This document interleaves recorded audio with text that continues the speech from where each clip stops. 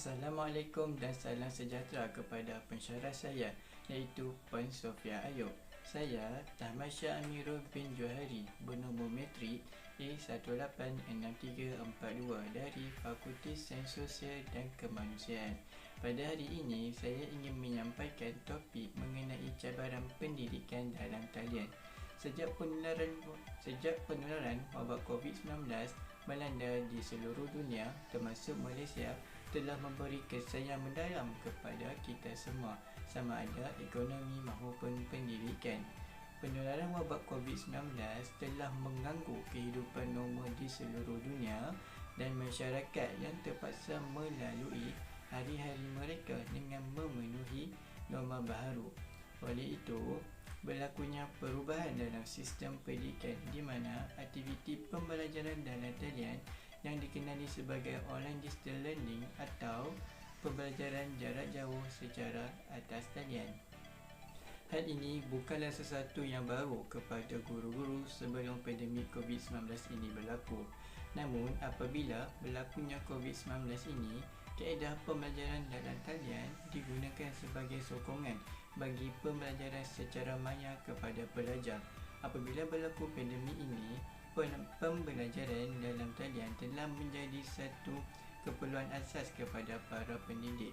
Oleh yang demikian, saya akan menerangkan beberapa cabaran pendidikan dalam talian. Yang pertama adalah halangan terbesar pembelajaran secara atas talian adalah masalah data dan capaian internet yang tidak stabil. Hal ini kerana capaian internet yang biasa digunakan di rumah mempunyai kapasiti dan kuota yang terhad. Internet adalah keperluan utama kepada pelajar untuk mengikuti pembelajaran secara maya. Oleh itu, kekurangan kemudahan internet merupakan cabaran utama dalam pendidikan norma baharu. Seterusnya, persekitaran yang kurang kondusif turut menjadi salah satu cabaran kepada pelajar untuk memberikan tumpuan semasa kelas dijalankan. Hal ini kerana pendidikan yang berlangsung secara atas talian di rumah telah memberi kekangan kepada para pelajar untuk memberi fokus semasa kelas dijalankan, seperti sikap ibu bapa yang kurang peduli dengan menyuruh anak-anak mereka melakukan tugas rumah ketika proses pembelajaran sedang berlangsung. Oleh itu, sebagai pelajar perlu menetapkan had dan memastikan ahli keluarga memahami tanggungjawab mereka sebagai seorang pelajar supaya gangguan dapat dielakkan sehingga sesi pembelajaran mereka berakhir. Antara cabaran lain ialah tahap kefahaman yang disampaikan oleh pensyarah atau guru agak sukar untuk difahami oleh para pelajar.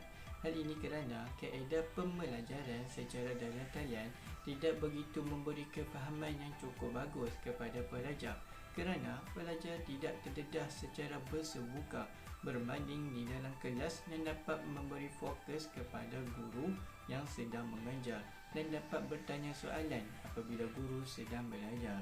Oleh itu, grade purata seorang pelajar akan merosot akibat kurang kefahaman semasa belajar atas talian. Selain itu, sikap pelajar yang kurang disiplin dan motivasi diri juga merupakan salah satu cabaran. Kebanyakan pelajar tidak memberi sepenuh perhatian ketika kelas sedang dijalankan. Mereka juga tidak pandai untuk menguruskan masa dengan baik.